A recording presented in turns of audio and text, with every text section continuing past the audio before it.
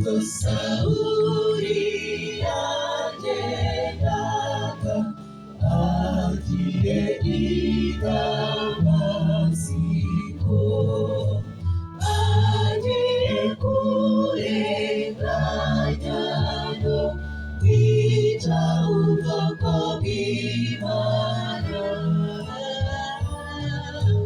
Yahuye n'amarayika maze avugana nawe n'ijwi rituje.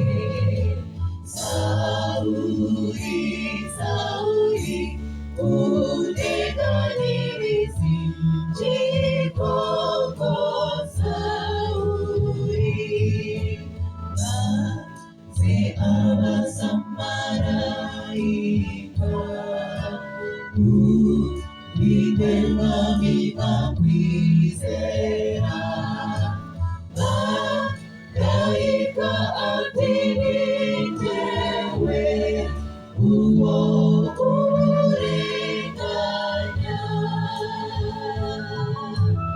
Ako kanya kubwo kwizera yahinduwe kuba Pawulo, atangira guhamya hose ko Yesu ari umwami.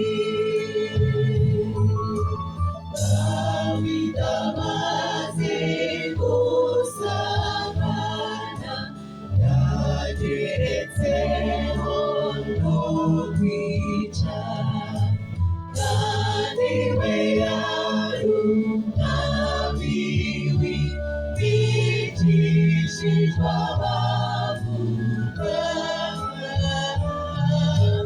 Yaje kugira amahirwe yo kumenya icyo Imana imushakaho, ntabwo byamusabye gutegereza igihe kirekire. Yicishije bugufi cyane, ababajwe n'ibyo yakoze, azatakambira Uwiteka ihana ry'ukuri. Ako kanya kubwo kwizera Dawidi yaramamariwe, marayika barwamutari twese gucumura.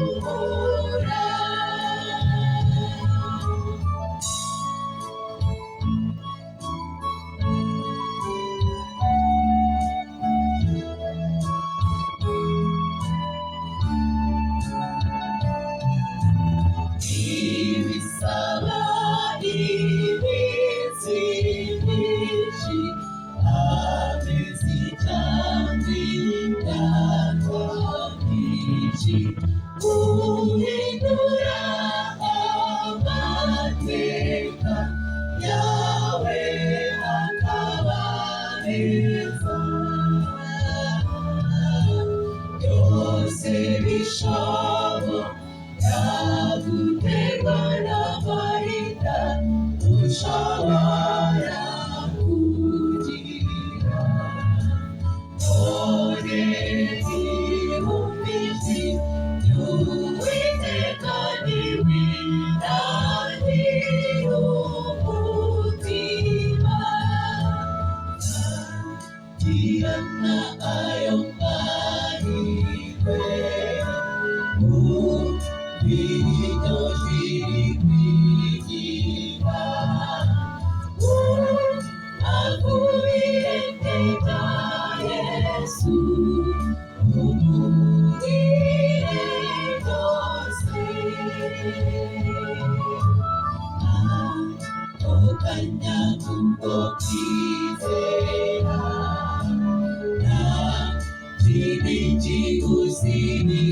Sana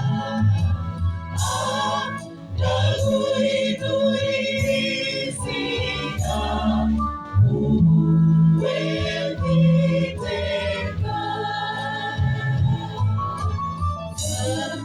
tirana ayo mahirwe ubwiryo riri kwigira